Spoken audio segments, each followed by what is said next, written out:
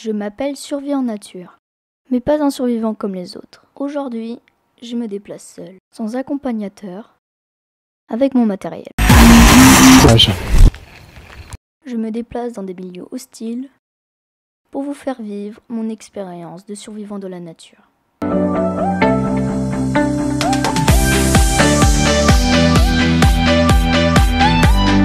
Yo le terme, c'est la chaîne sur nature. Aujourd'hui, je vais vous présenter la boîte Sol Origine. Alors c'est parti, on va commencer tout de suite par l'extérieur.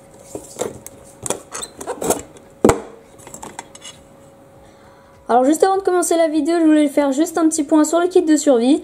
Sachez qu'un kit de survie doit être toujours dans votre poche. C'est pour ça qu'il doit être petit, assez solide et étanche.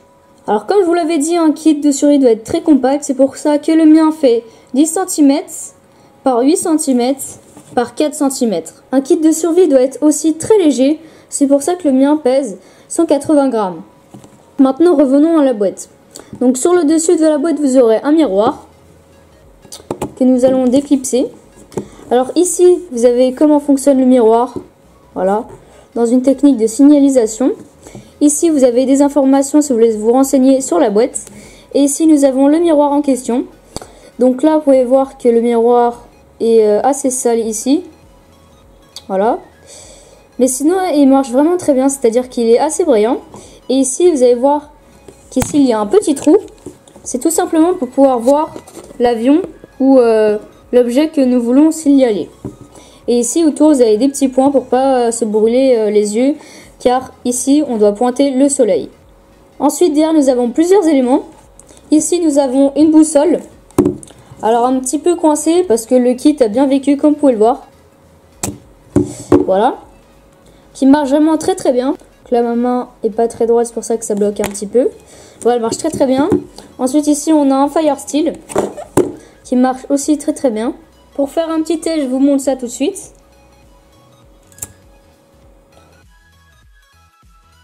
Vous avez vu que la flamme est vraiment très bonne. Voilà, ça c'est pour le Fire Steel. Et ensuite ici on a une petite sécurité pour pouvoir débloquer le couteau. Voilà. Ici nous avons une lampe qui marche aussi très très bien. Bon là le soleil est là, c'est pour ça qu'on ne le voit pas super bien. Bien sûr le couteau est étanche, sinon ça servirait à rien. Du coup la lampe est étanche. Ensuite ici nous avons un sifflet et je suis un petit peu déçue parce qu'il sonne pas très bien, regardez. Ça c'est le sifflet, mais maintenant revenons au cœur du sujet. Ici nous avons un couteau. C'est pour ça qu'ici nous avons la lampe à côté du couteau pour voir ce qu'on fait si il fait nuit. Ensuite ici vous avez une sécurité pour pas que le couteau il parte. Donc il suffit d'appuyer ici. Voilà.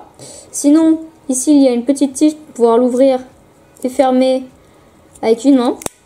Voilà. Mais sinon pour revenir au couteau, il est vraiment très tranchant. Donc je vais pas faire un thé, je vais couper du papier parce que tous les couteaux coupent du papier, hein, même s'ils sont pas très tranchants. Alors pour ouvrir la boîte ici vous avez un petit clip que vous allez tirer en arrière. Et ensuite vous avez tout ce qui est à l'intérieur. Regardez. Alors voilà tout ce qu'il y a dans le kit.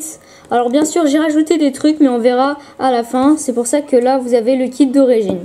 Juste un petit détail, la corde elle est pas orange quand vous allez la recevoir, elle est blanche. Tout simplement parce que je l'ai déjà utilisée. Alors on va commencer par au-dessus. Ici vous avez un petit guide avec plein d'astuces. Comme vous pouvez le voir il y a vraiment plein d'astuces.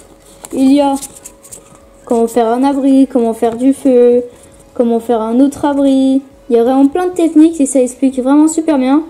Et en plus il y a... Ah bah non. En fait tout est en anglais. Ça c'est un petit défaut mais sinon voilà. Voilà, ça c'est pour le guide. Ensuite vous avez du fil de fer. Alors on a vraiment pas mal, surtout que j'en ai déjà pris. Par rapport au kit Bear Grylls où il n'y avait vraiment rien. D'ailleurs on va voir tout à l'heure quelle distance il y a parce que sur YouTube il n'y a personne qui dit ça. Voilà, vous pouvez voir qu'il y en a vraiment beaucoup. Voilà. Ensuite ici vous avez des petits allume-feu. Alors quand ils sont livrés vous en avez 4. Et sachez que ça dure 3 minutes. Ils le disent dans un notice quand ça arrive. Voilà. Vous en avez 4 sauf que ça part assez rapidement. C'est pour ça que si vous en avez plus, il faut en acheter. Ou vous pouvez très bien utiliser ici des copeaux de la laine ou encore des copeaux résineux. Voilà, je vais mettre ça de côté. C'est pour ça qu'il faut en acheter. Alors, je vous conseille de les acheter chez le Vieux Campeur. Je crois qu'elles sont à moins de 10 €, alors que normalement, vous allez aller sur Amazon, sur eBay, c'est discount, voilà. Et vous allez voir, c'est ultra cher, voire vous n'allez même pas trouver. Enfin, avant, c'était ultra cher. Maintenant, je crois qu'on ne le trouve même plus. Alors, pour utiliser ces petits Kinder, là, enfin, ces petits amadou, il faut tout simplement écarter, comme vous pouvez le voir, comme je le fais. Voilà. Comme ça, ensuite, ça va devenir plus laineux, alors qu'avant, c'est bien dur ici.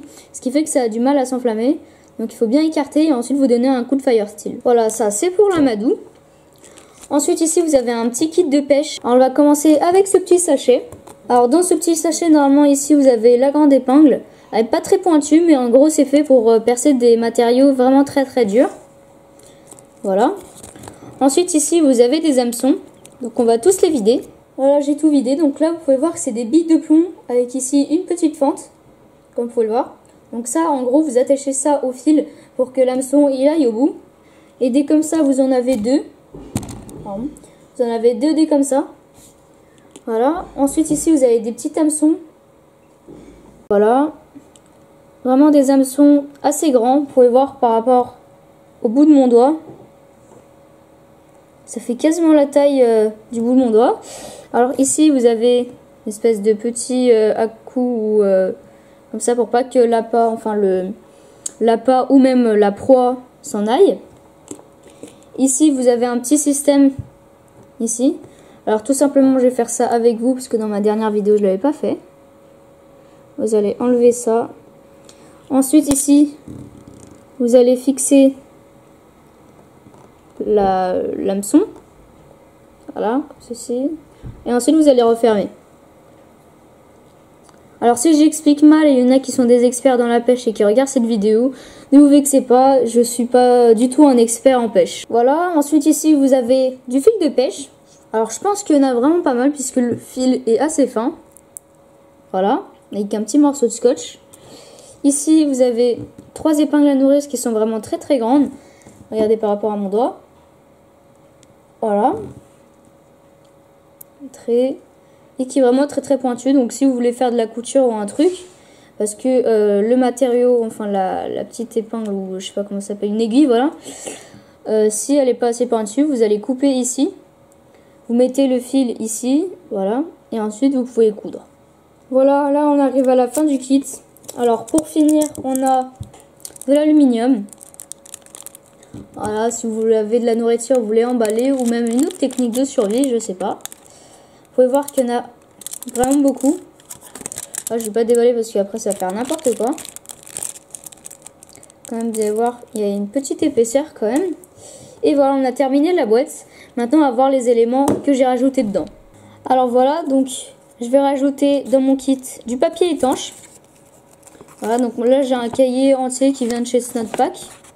Voilà, donc là j'ai pris une page. Donc ça c'est du papier étanche. Ensuite j'ai rajouté aussi un petit light stick. C'est tout simplement un petit stick que quand on craque, pardon, ça fait de la lumière. Et parfois ça peut durer des dizaines d'heures, on va dire. Et ensuite pour écrire, ça rentre pas là-dedans. Ah si, ça rentre, mais tout juste. C'est dans mon kit, grand kit, qui est dans mon sac. J'ai un stylo étanche et qui est pressurisé pour pouvoir écrire dans toutes les positions ou même écrire dans l'espace. Parce que tout simplement, je vais vous montrer le système. C'est une cartouche en métal qui est pressurisée.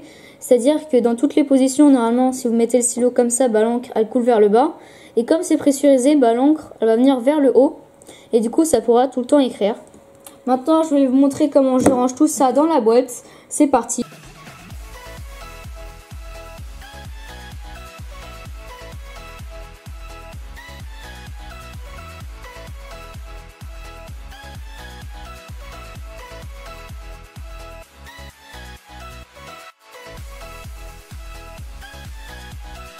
Donc voilà, j'ai terminé la présentation du kit Seul Origine.